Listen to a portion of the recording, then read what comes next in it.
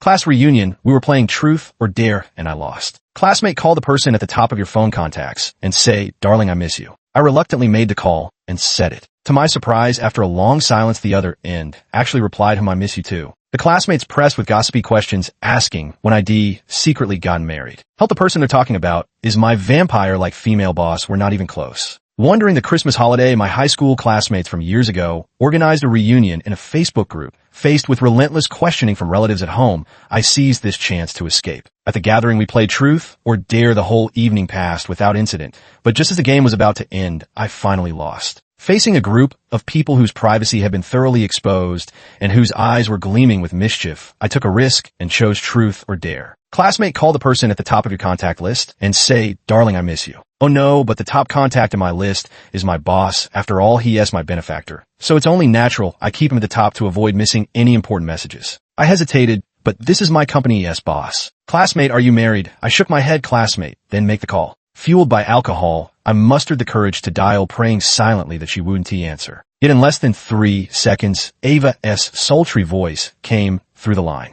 What is it? Under the expectant gazes of everyone, I gritted my teeth and uttered those words, "Darling, I miss you." There was a pause on the other end before they spoke up. Just as I was about to hang up, "Mim, I missed you too." Seeing everyone covering their mouths and staring at me in silence, I hurriedly ended the call. "I'm not married. It's not what you're thinking." A classmate raised a hand to calm the situation. We totally get it, office romance. Keep it low key, low key. I'm so exhausted I could bury my face in my hands. No, you guys don't understand. I can only be grateful in my heart that I don't have to work these few days. Otherwise, I'd be so embarrassed in front of Ava that I could dig out a penthouse in Manhattan with my bare hands. But for a bloodsucker like Ava to say something like that, she must be been drunk. Chances are she'll forget all about it by tomorrow. By the next day, I'd already put the whole thing out of my mind too. On the morning after Christmas, I could hear my dad laughing, even through the door, followed by my mom knocking outside. "Ethan, time to get up." I was just wondering why my mom was in such a good mood today, speaking so softly and gently. Then she said, "Your girlfriend is here. Come out quickly." I jumped up from the bed in shock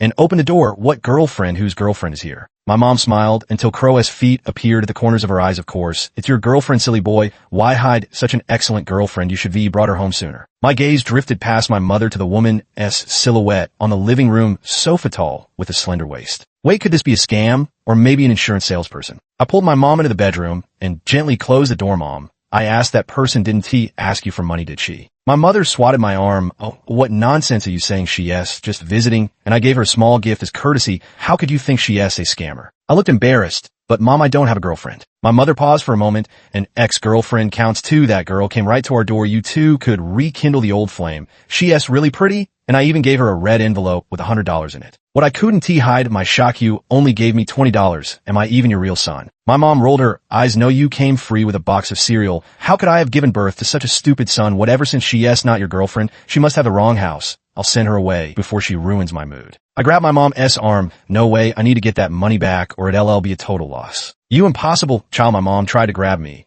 but I dodged with nimble footwork. I rushed into the hall and blurted out to the person, "Happy holidays, may you prosper." I looked at my boss standing before me and forcibly swallowed the rest of my words. Staring at my impeccably groomed boss, I suddenly realized I hadn't washed up yet unshaven hair sticking out in all directions. The embarrassment was so intense I could dug through the floor with my toes. Eva stood up and looked at me with gentle eyes. "Ethan, happy holidays." I was at a loss. Had my boss taken the wrong medicine? Eva continued, "I didn't want to announce our relationship so soon either, but when you called that day, my parents already found out about us. Now they're asking when I can bring you home and meet them." In a flash of insight, I suddenly connected the dots in Eva's train of thought. It must have been that night when I called her. Someone must have overheard and misunderstood. So now she is here to drag me into the mess and get me misunderstood too. I for an eye truly befitting of Ava the vampire. But should I be afraid of her? A free human shield delivered to my doorstep. Why not take it? I warmly wrapped my arm around her shoulders, catching Ava's slightly stiffened expression from the corner of my eye. I couldn't help but smirk. "Mom, Dad, let me formally introduce Ava, my girlfriend." I sat in the living room, cracking sunflower seeds, watching her being interrogated by my parents like she was undergoing a medical checkup, and couldn't help but cackle inwardly. "Eva, so you finally met your match at the dinner table." I went on the offensive again, constantly serving my boss dishes: greasy roasted beef brisket, raw onions, blue cheese, cilantro, anchovies, and more. By the end of the meal, I collected a range of looks from my boss, shifting from puzzled confusion to suppressed fury. I gave her a subtle smile. "I know you love these, so eat up, don't hold back." Eva reached under the table and took my hand, giving it a firm but not too tight squeeze. Thank you, I said, sensing the threat in her tone and obediently lowering my head to focus on eating. My mom suddenly spoke up. How long have you two been together? When are you planning to get married? I looked up at Eva, curious to see how she would spin this story. Eva looked at me with tenderness in her eyes. Although we haven't been together for very long, we already know each other well enough. I can't imagine what my future would look like without Ethan. I rubbed the goosebumps on my arm, feeling a shiver of discomfort. I looked up at Eva, silently, signaling with my eyes for her to stop spinning such ridiculously mushy lies. The corners of Eva's lips curled upward as she continued with a smile. I do hope we can get married soon, but the city hall probably isn't open for business, yet we might have to wait a couple more days.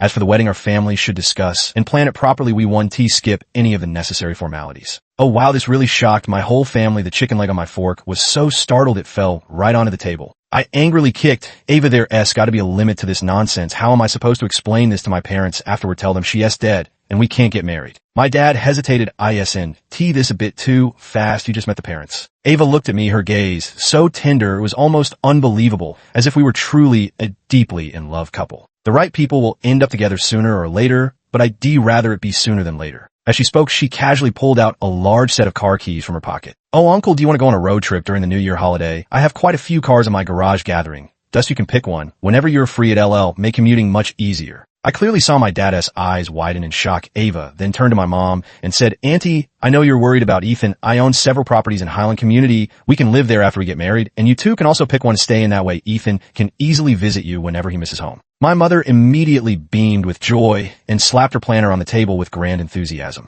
Oh, my wife called me, Auntie, you should start calling me Mom. As one of the parties involved, I stood there dumbfounded. Coming to my senses, I hurriedly tried to stop this farce. Actually, we're not. Eva suddenly grasped my hand, her eyes crinkling with gentle amusement as she cut off my unfinished words. We fell in love freely, and I don't need any dowry. I fell silent. I surrendered. The holiday was over. Time to return to work. I clutched the marriage application form, unwilling to get in the car. Eva stared at me through the car window, tapping the steering wheel rhythmically with palpable impatience. Having second thoughts when sudden wealth comes crashing down, it's easy to lose your head, but once the initial rush fades, hesitation and doubt inevitably creep in. Why would you want to marry me? I'm so ordinary, and we barely know each other. Even if you just need someone to appease your family, you shouldn't choose me. I took a wary step back, to be honest. I'd been thinking it over these past few days. I suspected she might be trying to lure me home to harvest my kidneys, or maybe swap my heart for her terminally ill white moonlight lover, or perhaps she had designs on my corneas. Eva suddenly smiled. You're not ordinary, you're different from others, you're special. Her gaze held me like a pool of spring water, so tender it could drown a person. I felt my ears growing warm. I retorted, how am I different from others? The moment the words left my mouth, I realized my tone was off. I sounded like a coquettish little girl. The rhetoric of capitalists is truly terrifying. I flushed with anger and blurted out, Ava, I suspect you're involved in organ trafficking. Ava chuckled softly. Or are you trying to say I've stolen your heart? My face instantly burned crimson. That's not what I meant at all. Who still uses such cheesy pickup lines in 2024? Ava's eyes crinkled with amusement, talking to me through a door. Are you afraid getting closer might steal your heart away? Nonsense, I huffed as I climbed into the car, defiantly shooting her a challenging look. See, I'm not afraid of you at all, so stop talking rubbish. All right, since you're not afraid, let us head to the city hall now. Only after the car started moving did I belatedly realize something was wrong. Wait, wasn't I just about to back out? How did I suddenly end up in this car going to City Hall? At the City Hall in trance, I planted my feet and refused to take another step forward. Eva turned to look at me. What's wrong? I stared at her face, gritted my teeth, and blurted out, Boss, I'm sorry. I don't think we're compatible. Find someone else to marry. Eva fixed her beautiful eyes on me so intensely that my back stiffened as if being watched by a wolf. Tell me exactly where aren't we compatible? Or do you have someone else you like? We're practically strangers. I can't accept living with someone I've barely spoken to sharing the same bed. Ava took a step forward, lowering her gaze to meet mine. Any other reasons? I kept my head down, not daring to meet her gaze. I don't want to casually throw away the rest of my life. Just for money, I think happiness is the most important thing in life, and it's not like you have no other options besides me. Ava suddenly raised her hand and pressed it on my shoulder. Instinctively, I looked up and immediately found myself lost in her captivating gaze. She whispered softly, you're right. Seizing the moment is truly important too. Sensing danger, I frantically pushed her hand away without even registering what she just said. Stay away from me. When I looked up and saw her darkening expression, I hastily added, I just meant you're standing too close. It's making me hot. I regretted my words, immediately hot in the middle of winter ridiculous. It's fine, I'm not forcing you. Eva reverted to her usual demeanor and said, I just need someone to help me deal with my family. And you happen to stumble into this, happen to be the right fit, that's all. She let out a long sigh. I should have made this clearer earlier. After we marry you, 1T, need to fulfill any marital obligations. If you meet someone you like in the future, you can file for divorce during our marriage. I'll give you $5,000 every month. I hesitated again. So will we sleep in separate rooms after getting married? Whether we separate rooms or not is up to you. This is mainly to deal with my family. During the marriage, you can expense any furniture purchases or luxury gifts to me. The scales in my heart began to tip. These terms were hard to resist. Eva continued, if you're not reassured, I can have someone draft all the mentioned conditions into a prenuptial agreement later. Can I have some more time to think about it?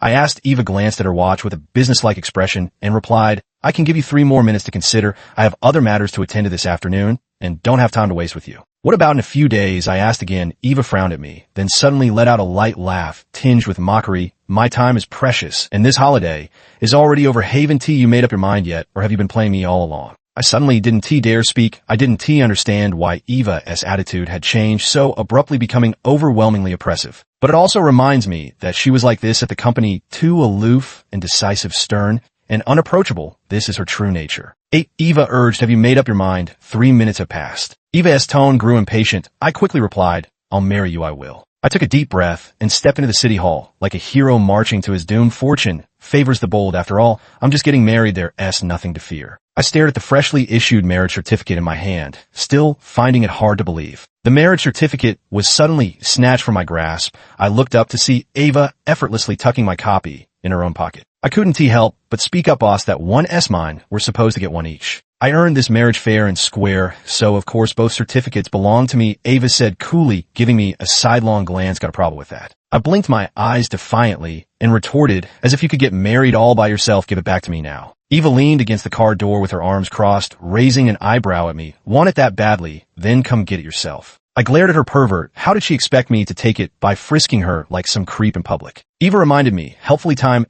ticking. Better hurry if you want it. Noticing the smirk at the corner of Eva's lips, I realized for the first time that she secretly had such a mischievous side to her. Well, if you don't want it, then forget it. Let us get in the car and go back, Eva said with obvious disappointment. Damn your tricks. Watching Eva's barely contained triumphant smile, I felt increasingly suffocated. Laugh all you want. What's there to be so smug about? Why isn't she wearing that ice-cold expression now? I circled around to open the car door and took my seat in the passenger side. Then Eva opened the other door and I glanced at her before immediately turning to look out the window. Little pufferfish, Eva's voice sounded right by my ear. She had somehow leaned in close without me noticing. When I turned my head, I was met with her flawless face magnified right before my eyes, making my heart skip a beat. I tilted my head back, putting some distance between us, and after calming myself, I demanded, why did you suddenly get so close? You scared me. Eva sounded utterly innocent. We're about to drive, and your seatbelt wasn't fastened properly. With that, she reached over from my upper right to pull out the seatbelt and buckle it in. I have hands. Couldn't you? Just remind me, I grumbled angrily. Eva raised her hand with sincere remorse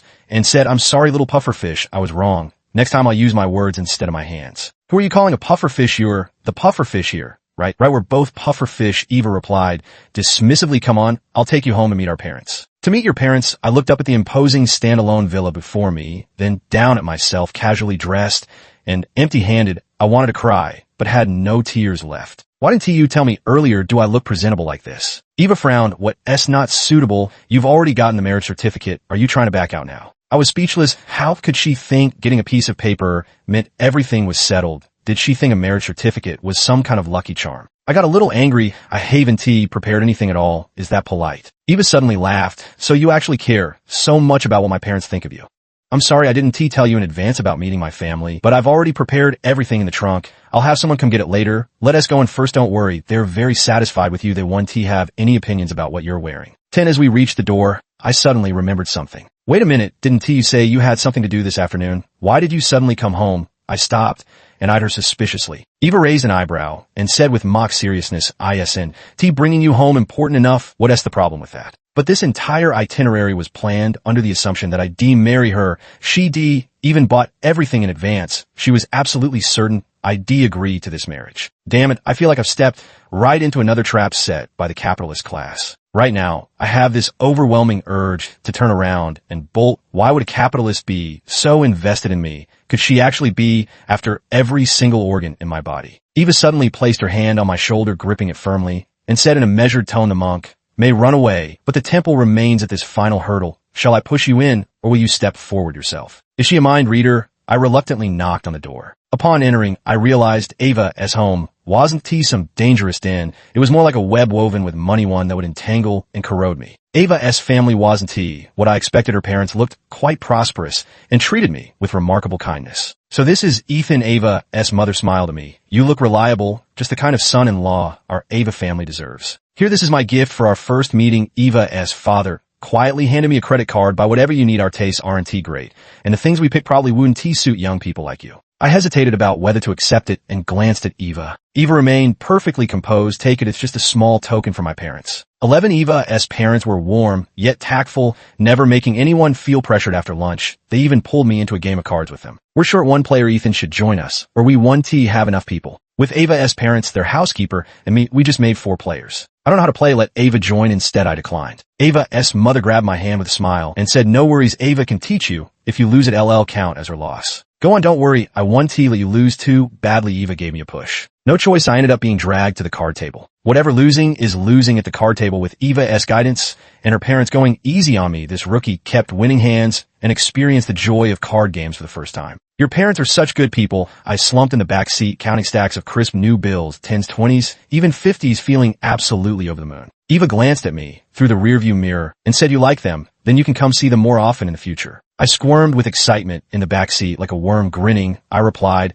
"That would be too embarrassing." Eva let out a light chuckle, but didn't respond. "Where are we going now, boss?" I asked. "You'll know when we get there." My jaw nearly dropped when I saw the room full of high-end suits. "Since I happen to have time today, let us pick out the suits for the wedding first." Ava lifted her chin slightly. "See which ones you want. I'll pick how many, but none of these look like anything I could afford." Ava gave me a sidelong glance. "Don't worry, I'm paying." I flashed Ava an ingratiating smile. "Thank you, boss, you're so generous." I turned my head to carefully examine the entire room, full of suits, feeling momentarily at a loss. It was enough to make one's eye spin. I decisively turned to seek external help. "Boss, which one do you like? I'll try it on for you." Ava's expression showed slight displeasure. "It's not work hours right now. Just call me by my name." After speaking, she turned to look at the staff nearby and commanded, "Go bring over that entire row of wedding dresses. Ethan will try them on." 12. I tried them on one by one, gradually going from excitement to numbness. Eva sat on the sofa, legs crossed, commenting with great interest. "This one is okay. This one do. This one is nice, but one set isn't enough. This one no good. This one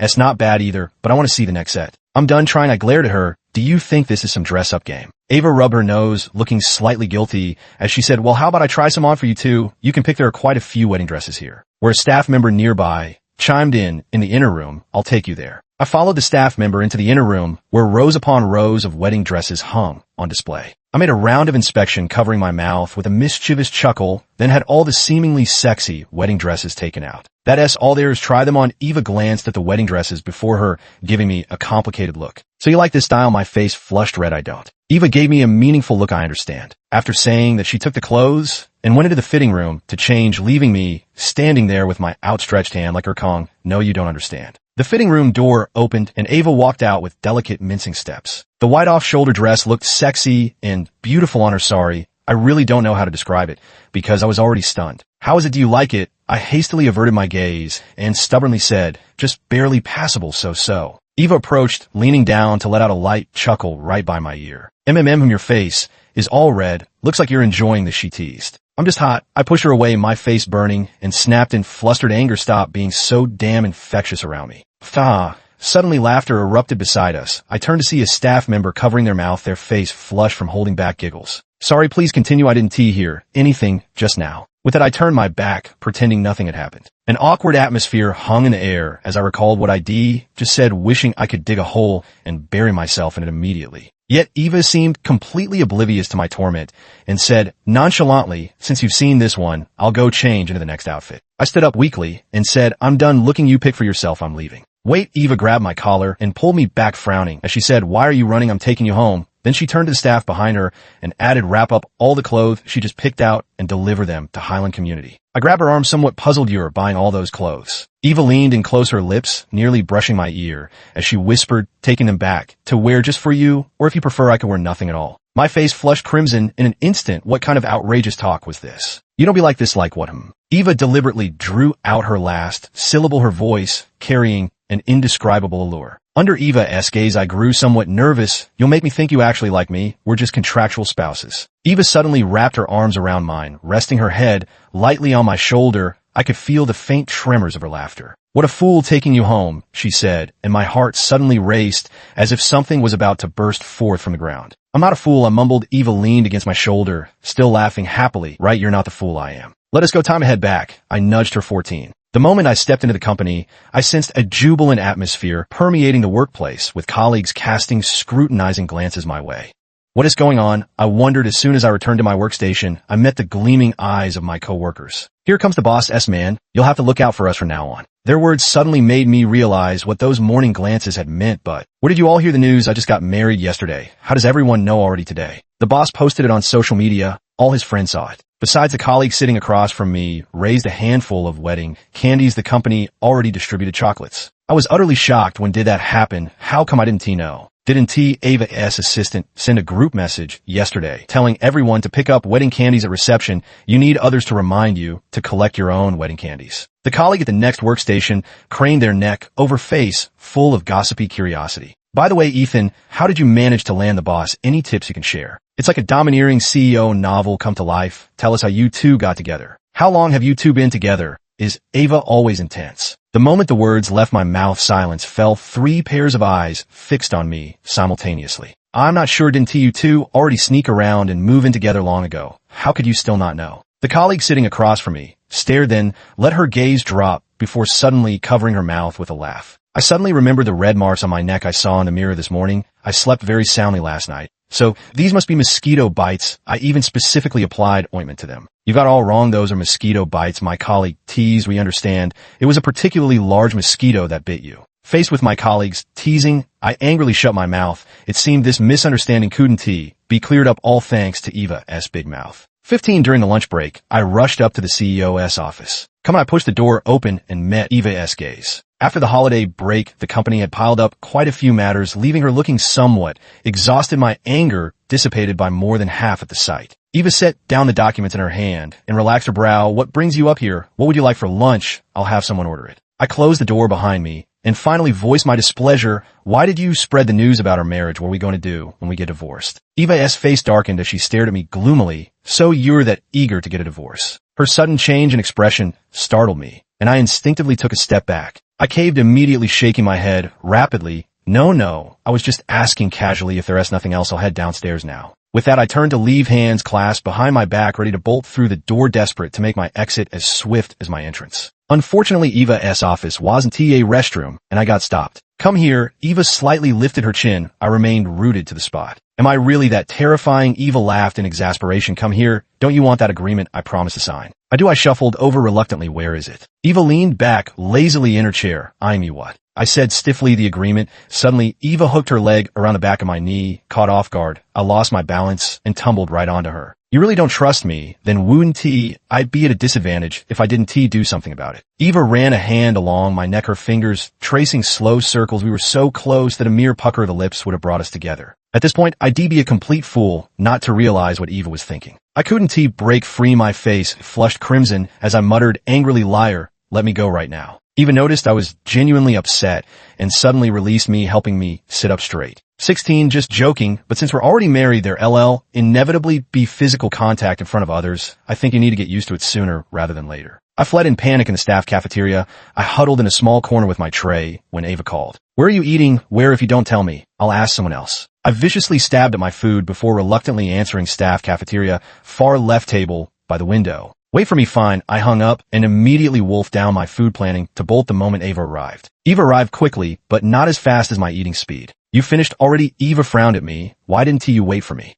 Her tone carried a hint of resentment, and I guiltily changed the subject. Why did you take so long? Weren't you ready ages ago? Eva's face stiffened inexplicably. I went to the restroom. Did going to the bathroom take that long? I glanced up at her and noticed Eva's ears were red. I understood. Oh, so she was constipated. Then take your time eating. Remember to have more vegetables and whole grains. I'll head out first. Do you have something urgent? Eva pressed down on my hand that was about to grab the plate and bowl. If not, wait for me a moment. I have something to tell you. Just as I was trying to come up with an excuse to slip away, Ava spoke again. If you can't remember, I can call someone to ask your department head. I had no choice but to force out the words, I'm fine. The number of people passing by intentionally or unintentionally gradually increased, and the subtle glances thrown my way made me feel like sitting on pins and needles. Watching Ava eat her meal at a leisurely pace, I wished I could just shove all the food in her mouth in one go. I couldn't help but ask, what is it? Don't speak while eating or lying down. Eva glanced up at me before lowering her eyes again. Wait until I finish my meal to talk. I wanted to say, then eat faster, but after that glance, she gave me an inexplicable guilt welled up inside. I suddenly felt like an impatient scoundrel. It's all because Ava is just too damn good looking. Finally, when Ava finished her meal, nearly everyone else had already left. Just say what you need to say, I urged. I'm planning to have both sets of parents meet this weekend to discuss the wedding guest list. Things will get hectic, so I want to hire a wedding planner to handle the arrangements. Any thoughts? I kept my head down, poking at the leftovers on my plate. Just make the arrangements. I don't have any experience with this. Let me know if there's anything I need to do. Also, you've been to the new place once already. Is there anything you think needs changing? We'll be living there after the wedding. Let us go to the furniture mall in a few days and buy whatever's missing. I could feel the weight of their gaze on me, and an inexplicable restlessness rose in my chest. No objections, you decide. The two families found time for a meal together and quickly settled all the wedding details. At my strong insistence, everything was kept simple, from getting the marriage license to holding the wedding. The interval was barely 2 months. Though it may sound rushed, none of the preparations fell on me. I remained exactly as I was before. 18 Ethan. Just as I came downstairs, a familiar figure rushed toward me. Leo the first looked at my dear friend before me with delighted surprise. My best buddy Leo actually came back from abroad. When did you return? Why didn't you give me a heads up? You got some nerve saying that. How come you didn't tell me about your marriage? Not very bro-like of you. I chuckled awkwardly and said somewhat sheepishly, it's a long story. Who knows, I might be divorced again soon anyway. Besides, weren't you busy overseas recently? I didn't want you making the trip back and forth for this. He punched me in the arm. Stop beating around the bush, out with it. What's really going on? Let us find somewhere to sit and talk. There's a coffee shop nearby. We can go there. It was currently the company's lunch break, and people were bound to pass by downstairs. Definitely not the best place for this conversation. Leo nodded. The cafe was nearly empty at noon, but I still dragged him to a corner table. I explained the whole story clearly, and Leo's expression turned rather odd. You're saying it's a marriage of convenience, even needed someone to deal with her parents. I nodded. It couldn't possibly be because she likes me, right? Though some of her actions were indeed a bit misleading. Leo stirred his coffee and suddenly asked, do you remember that transfer student who sat behind you in sophomore year? I looked puzzled. Transfer student, the one with short hair like a tomboy. Her name is Alex. Leo reminded me. I slapped my forehead. This reminded me immediately. That rich girl who has always given you sarcastic remarks, right? Do you still remember what she looked like? I shook my head. No, I don't from what I recall. She seemed quite fierce. I never dared to look at her properly. I was afraid she'd hit me. Leo laughed until tears streamed down his face. Do you know what she is called now? Looking back now, I heard she was transferred to our department after being disciplined for beating someone so badly they ended up in the hospital. You actually believed that? No wonder you're so terrified of her. Leo suddenly asked another question. Do you know how I found out about your marriage? Before I could answer, Leo continued, I saw it on her social media updates. My first thought was that her referred to Eva, but what does Leo have to do with Eva? Who are you talking about? Leo countered with a question. Instead of answering, do you know why that tomboy used to give me so much sarcastic attitude back then? I couldn't understand how the conversation suddenly jumped to this topic, but my curiosity got the better of me. Why? Come closer. I'll tell you. Leo beckoned me with a wave of his hand. What is the matter? So mysterious. I leaned my head closer. Before Leo could speak, I heard rapid footsteps approaching from behind, followed by a strong force pulling at my arm. Before I could react, I unexpectedly heard Leo speak first. Hey, long time no see, old classmate. I tilted my head and saw Ava's face dark enough to drip ink. 20 Eva arrived with such aggressive energy, as if she caught me in an affair, leaving me utterly bewildered. Eva's expression darkened, a flicker of panic flashing in her eyes. What are you doing back here? She demanded. Leo ignored Eva entirely, chuckling as he said, Ethan, why's your boss? Eva always so fierce. Does she secretly beat you when no one is looking? A woman with domestic violence tendencies, ISNT wife material, you know. Eva is not like that at all. She has actually been quite mild-tempered lately, I explained. Some people just love to say one thing to your face and another behind your back. Ethan, you'd better be careful. Leo smiled, meaningfully. Come closer. I have something to tell you privately. Could you ask her to leave first? I tugged at Ava's sleeve and whispered, could you let go of me? First, I need to talk with my friend alone. You should head back first. If you have something to say, just say it. Don't mind me. Ava lowered her eyes and said nonchalantly, besides, what could there possibly be between a married couple that needs to be kept private? Watching these two people at each other's throats, I simply couldn't understand what connection could they possibly have. The tension was so thick you could cut it with a knife. Covering my nose, I looked back and forth between them. When did you two meet? Ethan, come over here to my side. Leo said, if you want to know anything, come to me. I'll tell you everything slowly. Just as I was zoning out, I suddenly felt darkness fall over my vision. A hand had covered my eyes. I froze, blinking my eyes. Boss, what are you doing? Ava's icy voice sounded in my ear. Saturday is Ethan and my wedding. You're welcome to attend, but we have matters to attend to and must leave now. Just like that, Ava grabbed me by the neck and hauled me away. 21, I patted Ava's arm, trying to get her to release me, only to meet her stormy, ominous gaze. Her crimson lips pressed into a tight line, betraying her displeasure. I awkwardly released my grip, only to find surrounding gazes fixed on us, an inexplicable shame instantly washing over me. Leo mouthed something at me, and if I read him correctly, it seemed to say, you're on your own now. I felt like crying, but had no tears left, experiencing for the first time the loneliness that comes with great heights. Ava was walking briskly about to enter the company building, so I hurriedly put on my face mask. It was just a futile attempt to deceive myself. The surroundings were eerily quiet. I secretly glanced up and realized Ava hadn't gone into the office, but had turned into the underground parking lot instead. I breathed a sigh of relief. At least I hadn't humiliated myself. In front of the whole company, my job was safe. Before I could finish celebrating my narrow escape, Ava opened the car door, shoved me inside, and squeezed in beside me. With a bang, the car door closed again. The cramped space made me involuntarily tense up, and I couldn't help shrinking back, trying to distance myself from her. But it was no use unless the car door suddenly opened and I could roll out. Eva stared at me without speaking, the atmosphere in the car freezing solid. Gritting my teeth, I spoke up. What brings you here all of a sudden? What are you two doing together? Why are you standing so close? We were just talking normally. I didn't understand why Ava looked like she wanted to bite someone's head off. I glanced at her and instinctively shrunk back, afraid. Could you move a bit further away? It's too stuffy. Ava instead leaned in closer, her tone aggressive. You don't complain about it being stuffy or too close when you're with others. Do you really dislike me that much? Don't. I struggled desperately like a fish out of water. I couldn't catch my breath in my panic. I bit her, filling my mouth with a metallic taste of blood. Eva finally let go, gasping for air. I was about to angrily denounce her unethical behavior when I looked up to see her disheveled, silently hanging her head. Her long lashes were lowered, eyes rimmed, red, tears welling up, but refusing to fall, the very picture of someone who suffered the greatest injustice. Heaven and earth bear witness, if I weren't one of the parties involved, I'd have thought she was the one being wronged. I'm not even crying yet. What's your problem? This is utterly unreasonable. Don't you know your character is collapsing? I shove her away viciously. Let me out right now. I'm sorry, please don't hate me, okay? Eva wept bitterly, her voice hoarse. I know, I was wrong. Please don't abandon me, okay? I struggled for a long time, but couldn't pry her off me. After a while, I stared speechlessly at the person still silently shedding tears before me. So you say one thing, but do another. You're pretending, aren't you? You're not wrong. I don't see any point in continuing with this wedding. Let us find time to get our divorce papers done instead. I turned my head and grabbed the car door handle again, trying to open it and get out. Suddenly, a strong force pushed my hand away. Enough, Eva, do you remember where we are? Eva stopped and held me motionless. I stared at the car ceiling, not understanding how things had suddenly come to this.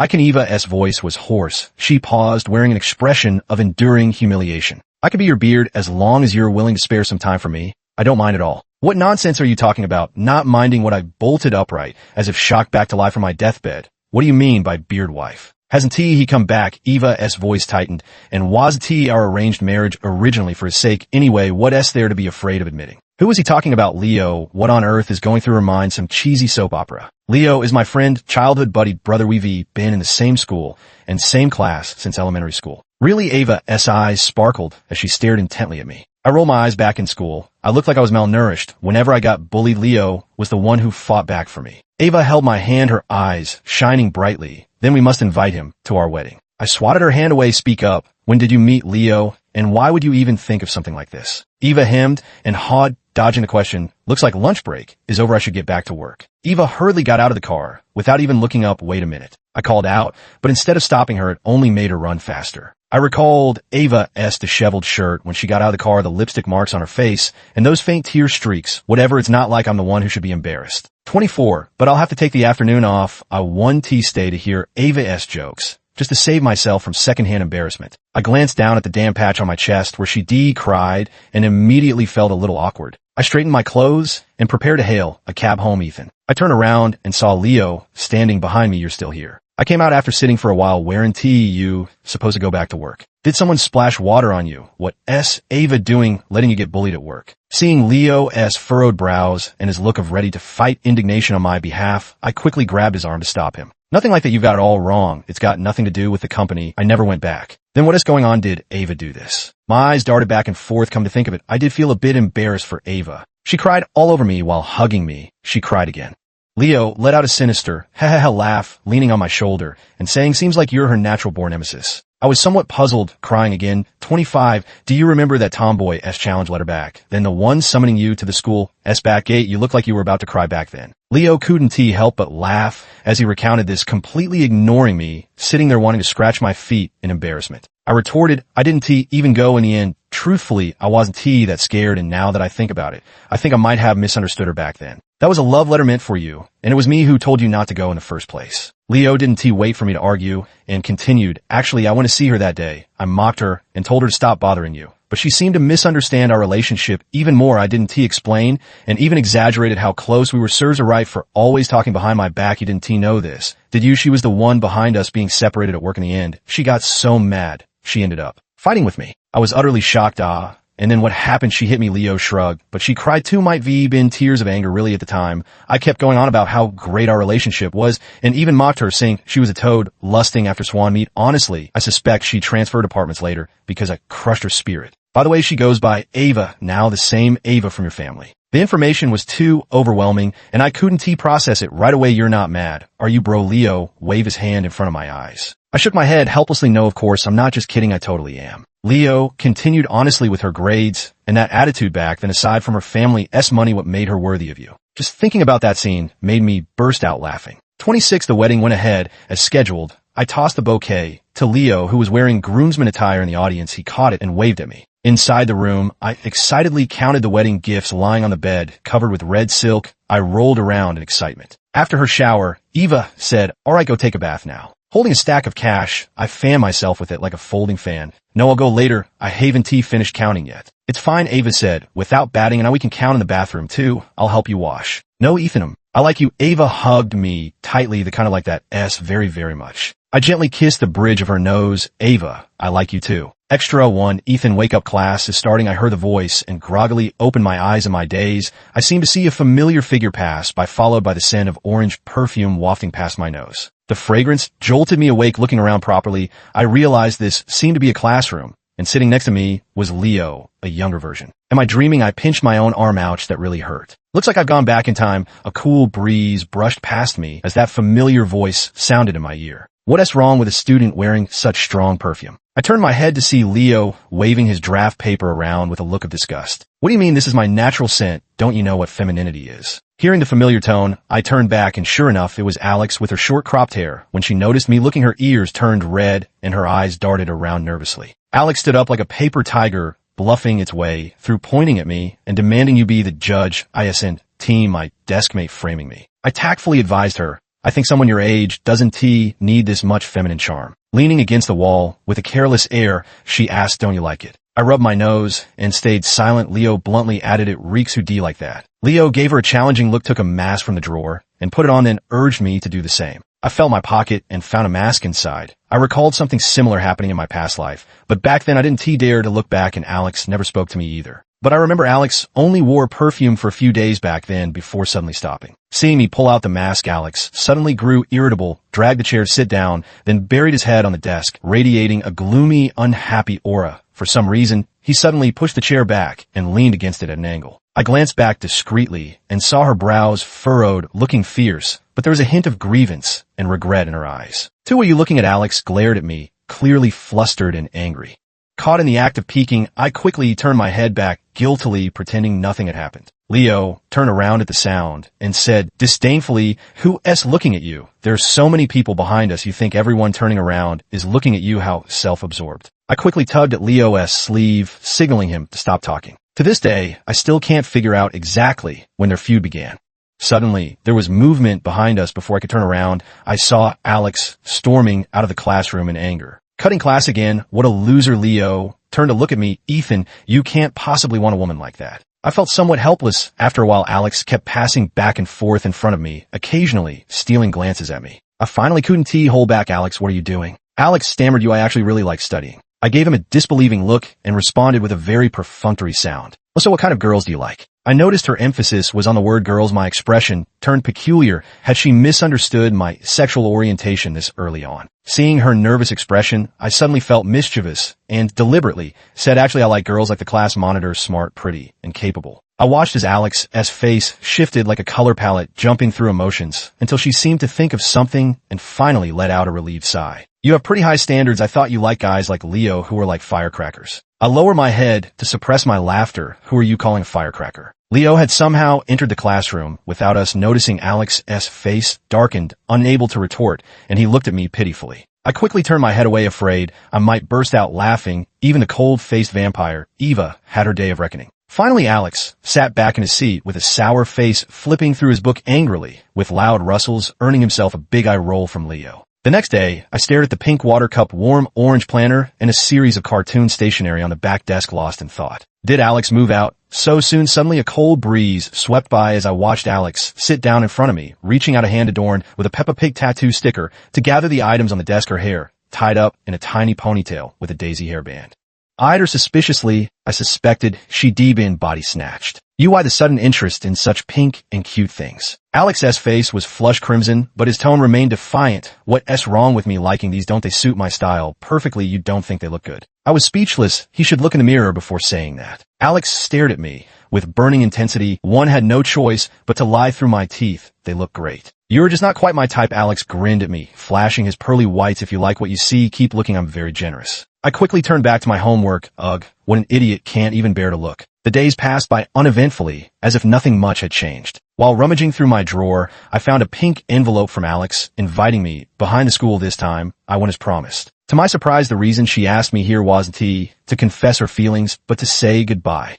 Her hair had grown longer, reaching her chin, now making her actually look like a girl. There was a pause on the other end before I could hang up. Then she spoke. "Yes, I've missed you too." Alex looked at me, unusually hesitant. "I heard you don't date in high school. Is that true?" I nodded. "Are you planning to attend New York University?" I nodded again. New York University had always been my goal. It was indeed where I went in my previous life. Alex slowly extended her hand. "Then we'll meet in New York a year from now." Deal. I reached out and high-fived her. "We'll meet at the top." "You're not allowed to secretly find other dogs behind my back." Before I could speak, Leo's angry voice suddenly came from behind me. "Alex, what are you doing?" I hurriedly grabbed hold of Leo. I desperately signaled to Alex with my eyes, "Get out of here now." Alex grinned and waved goodbye to me. At the university's freshman orientation ceremony, someone suddenly tapped me on the shoulder from behind. I turned around and saw a pair of sparkling eyes. "Hi, hubby." The end.